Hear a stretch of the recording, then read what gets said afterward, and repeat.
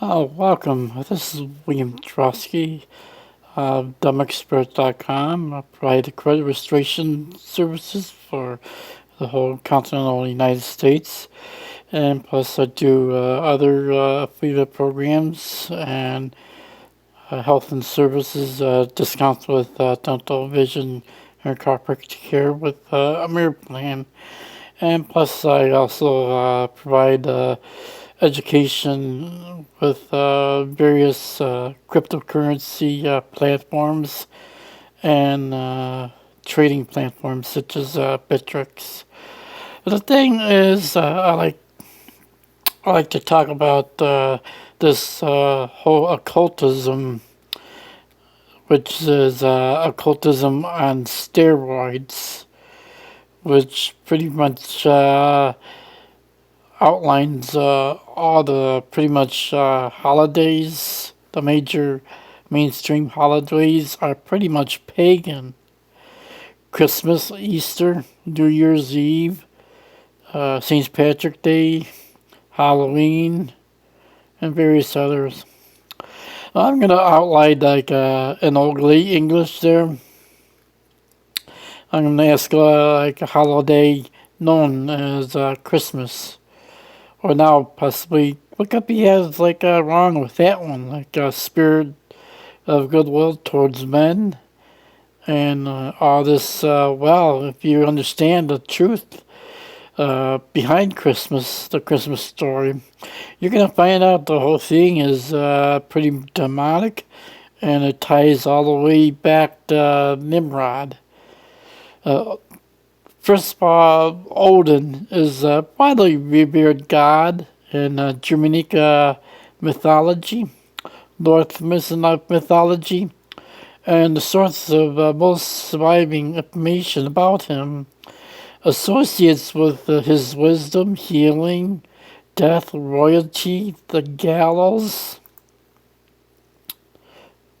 and knowledge, war, battle, victory, sorcery, poetry, frenzy.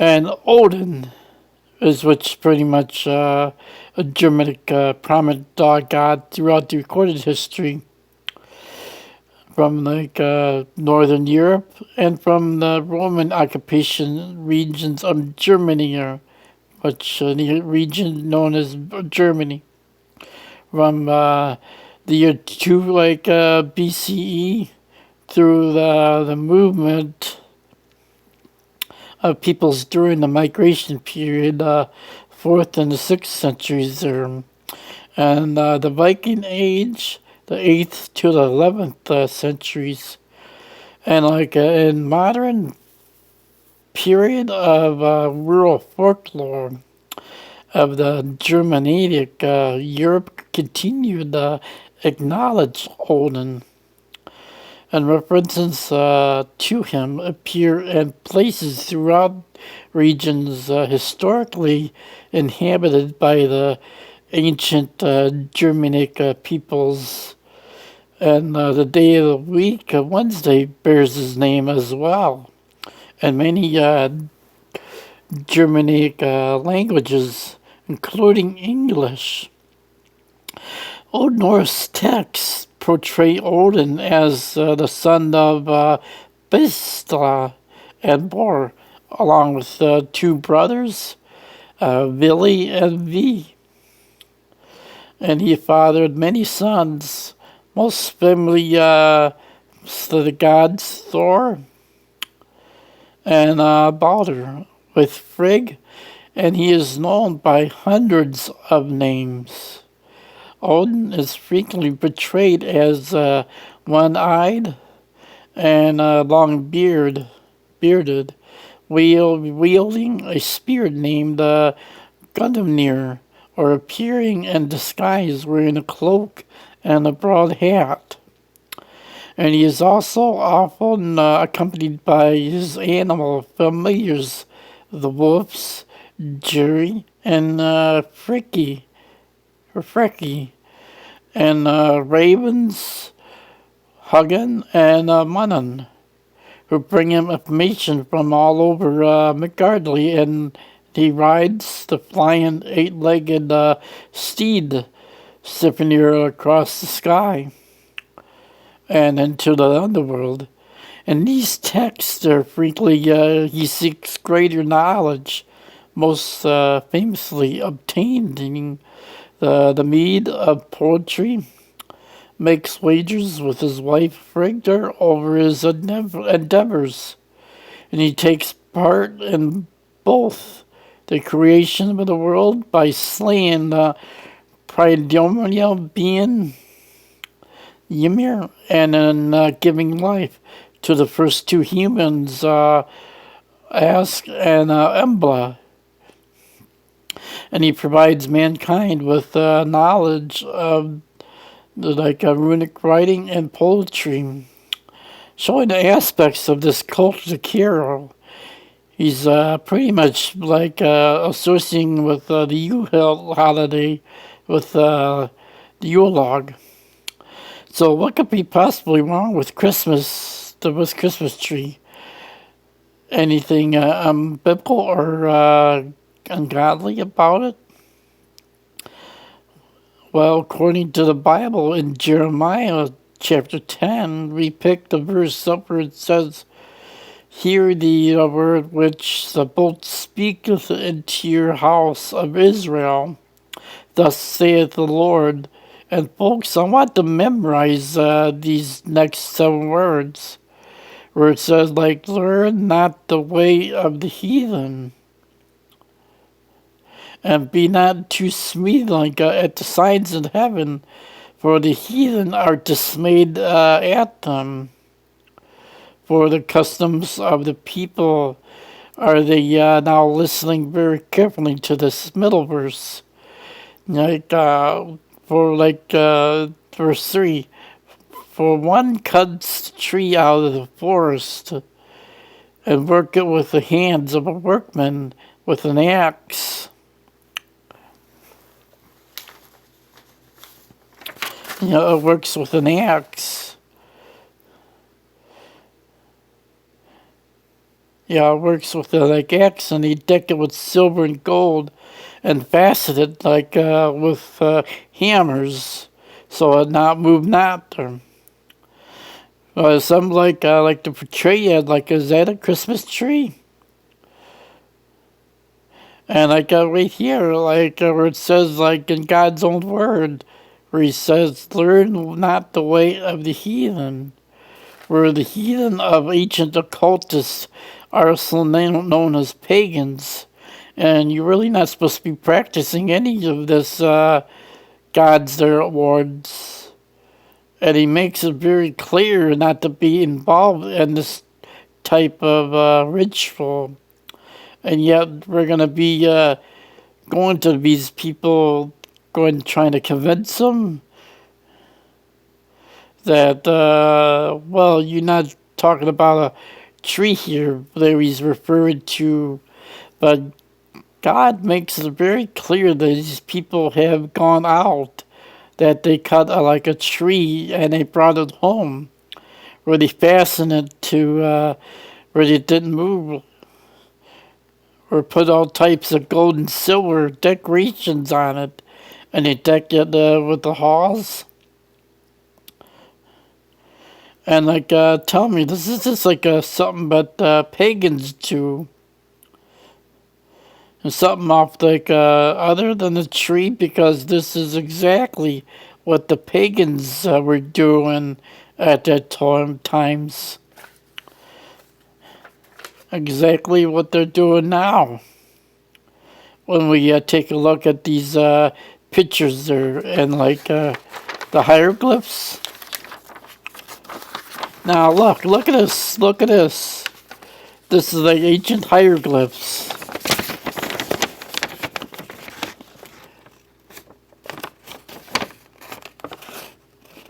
Does that look like a tree there? That look like a tree? And here's another picture there.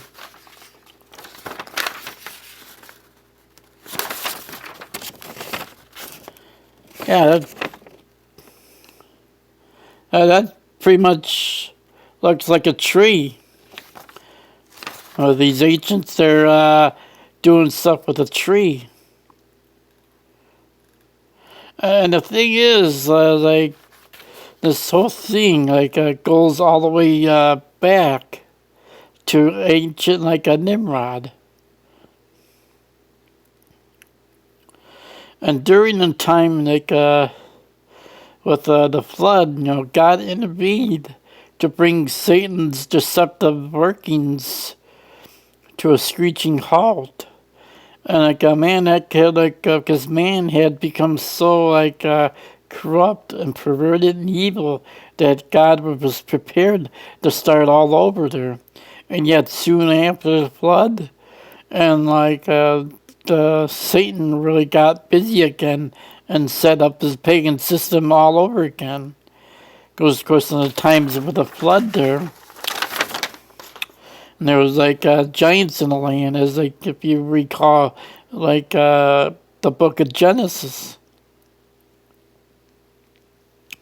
Now Nimrod was like, if you want like looking at like putting pieces of cake candy, sweet items, or putting candy canes and other things like that to honor it, because it's part of the ancient pagan practice of honoring the winter stag god. Now, we started, stated it was in Jeremiah, which he makes it clear that Christmas trees are not to be served,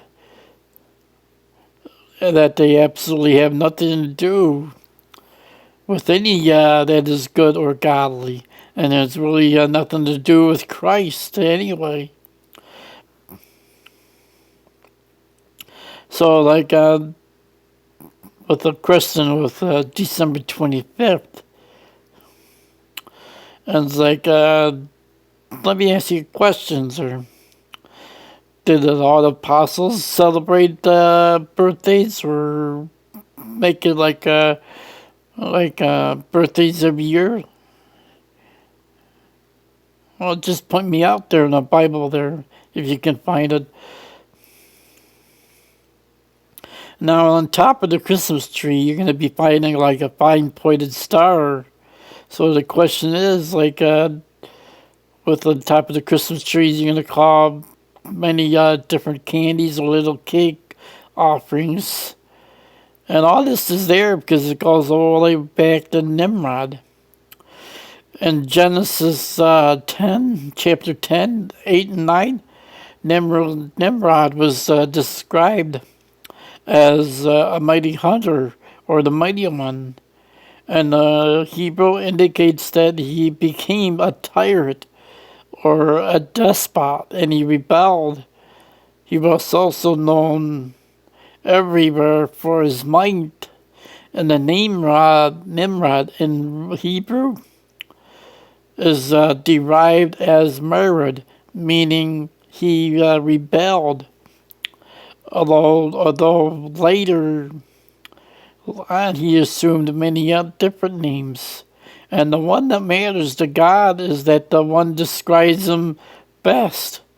He rebelled. Of course, Nimrod's grandson, Ham's grandson, founded the Babylonian system there, along with Nimrod, that he gripped the world ever since. And he laid the foundation of a system of organized competition. He ruled based on competitive and profit-making economic system.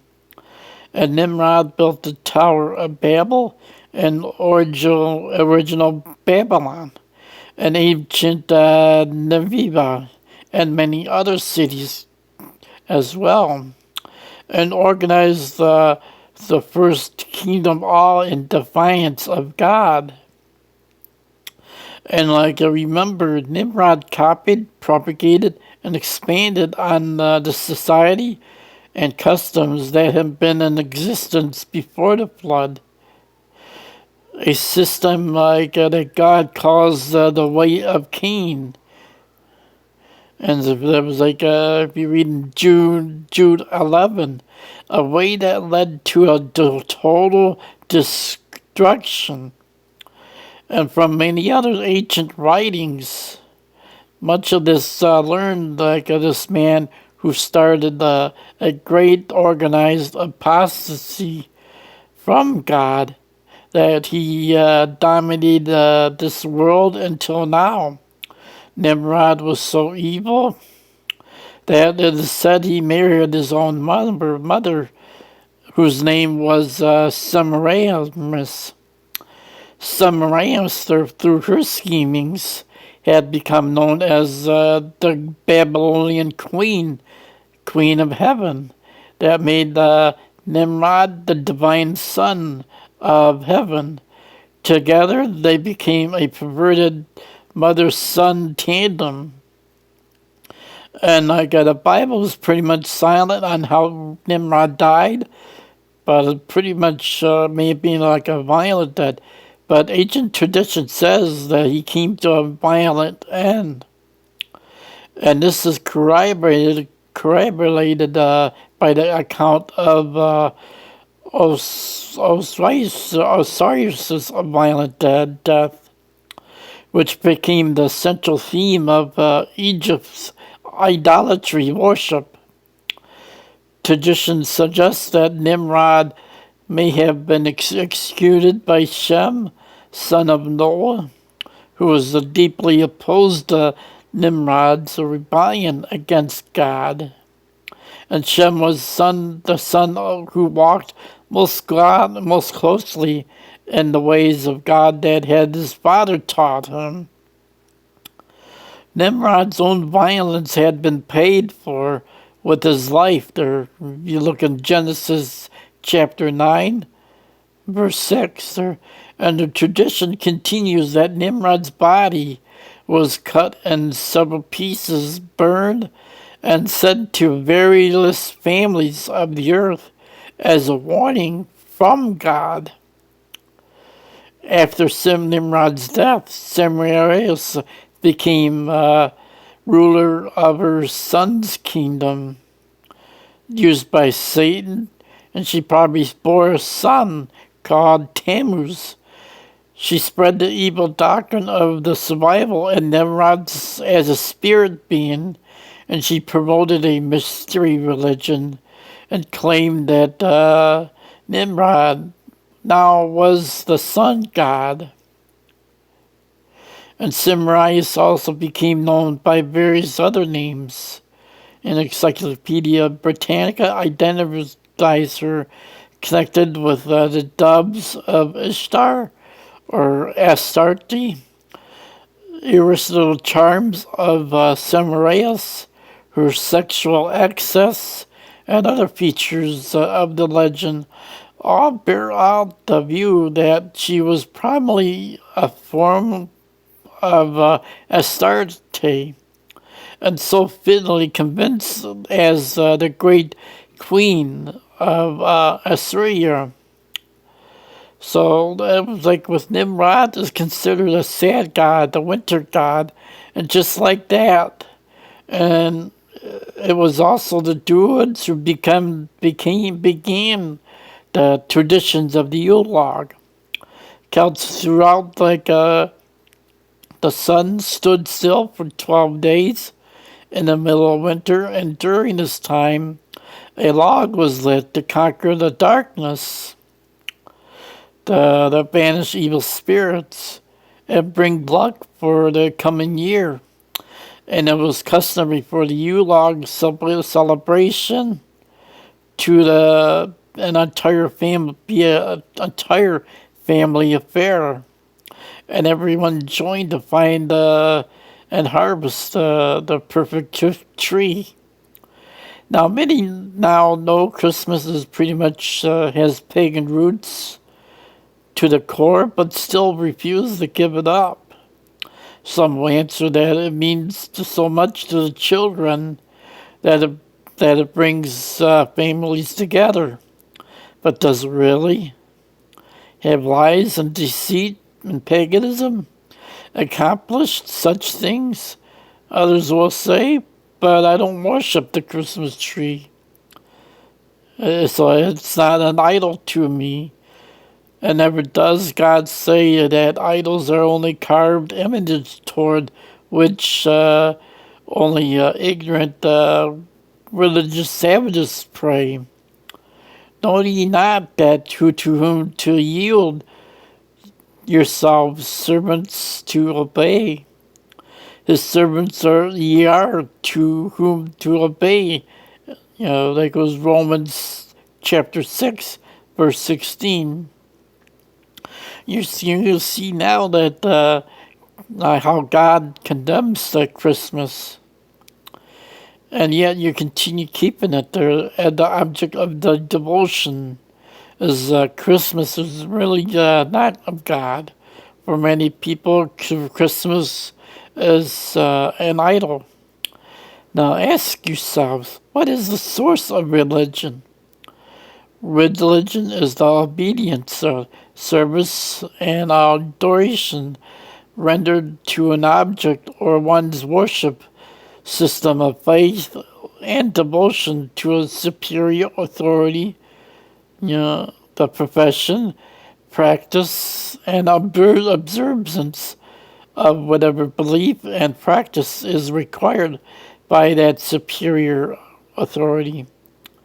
Now, can you observe the pagan customs to honor Jesus Christ, Lord Yeshua? Here's God's direct answer. Beware of letting yourselves be beguiled into copying them. Beware of resorting to their gods, asking yourselves, how do the nations worship their gods that I may do the same? You must not worship the eternal, your God thus, for they offered their gods all that is abominable and hateful to the eternal, burning even their own sons and daughters to their gods, which it was stated in Deuteronomy chapter 12, verse 30 and 31. Now, it's pretty much evident that Christ wasn't really born on or anywhere near December 25th. And really, the Bible nowhere commands keeping Christ's birthday. And the New Testament church really never kept it there, and neither did the apostles.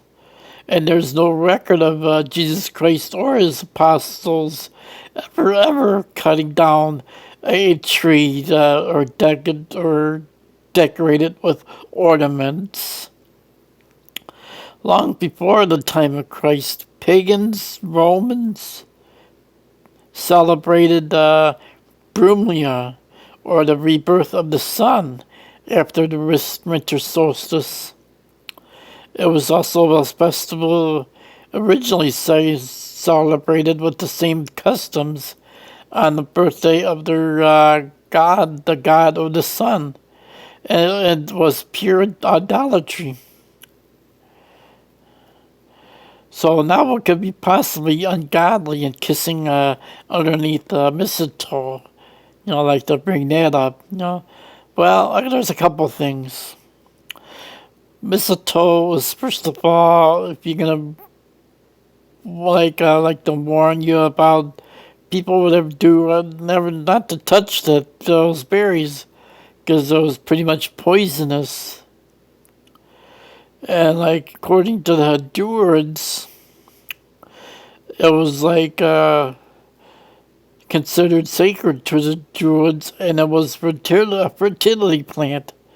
And this was sacred plant to the Druids, which the Illuminati claimed direct ascendancy from. They claimed the modern day Druids, or modern day renditions of the Druids, and it's because this is a fertility plant that people kiss underneath. Now this is a mistletoe.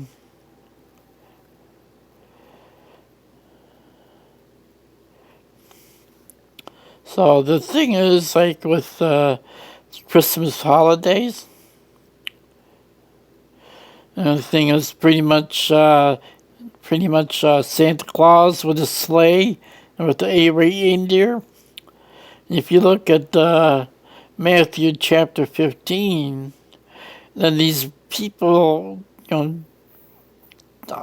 honor me with their lips, but their hearts are far from me. But in vain they do worship me, teaching for doctrines and the commandments of men. So this is like really much evident. It's like historically with thing with Christmas holidays. With the true elves of Christmas are pretty much evil little creatures that went around and caused mischief to them. And it's like, look, the thing like, not sure if you want to be following these Yule logs, Santa Claus, celebrating Christ's birth on December 25th. And like with the decree, was like from Caesar Augustus that all the world should be taxed, and like touching where first married from Cyrus was the governor of Syria, and all went out to be taxed, everyone into his own city. And Joseph went up from Galilee to the city of Nazareth, into Judea, into the city of David, which was called Bethlehem. And that was pretty much like what was going on at that time, December around 25th. Because it was the house of his lineage of David to be cats with Mary, his espoused wife, being with great with a child. So we have like pretty much a biblical marker right there. There was historically speaking that we can prove this taxation from Caesar Augustus. Now, according to the ancient records, this taxation happened during the month of September. Now, let's just keep that in mind as we go along, like picking up the chapter 2 and verse 8, where it says it was very important then. They were like in the same country, shepherds like abiding in the field, keeping watch over their flock by night. And the shepherds are out in the field right there now, and they're watching over the flock. And like spoken to them, if you speak to many Jewish friends or Jewish rabbis, they would probably tell you like they're like the shepherds were keeping their flock all night, like the fields are, and it wasn't really December 25th. So this is William Drosky. I'll probably do a little like further analysis of the time where the meeting a major there. So this is William Drosky. Like, share, and subscribe this video there. So make sure you check the money tree there. Check out my websites, dumbexperts.com. So if you're looking for any kind of credit repair, like give me a shoot with an email, or just comment below, or just send me a private messenger. Thank you very much there.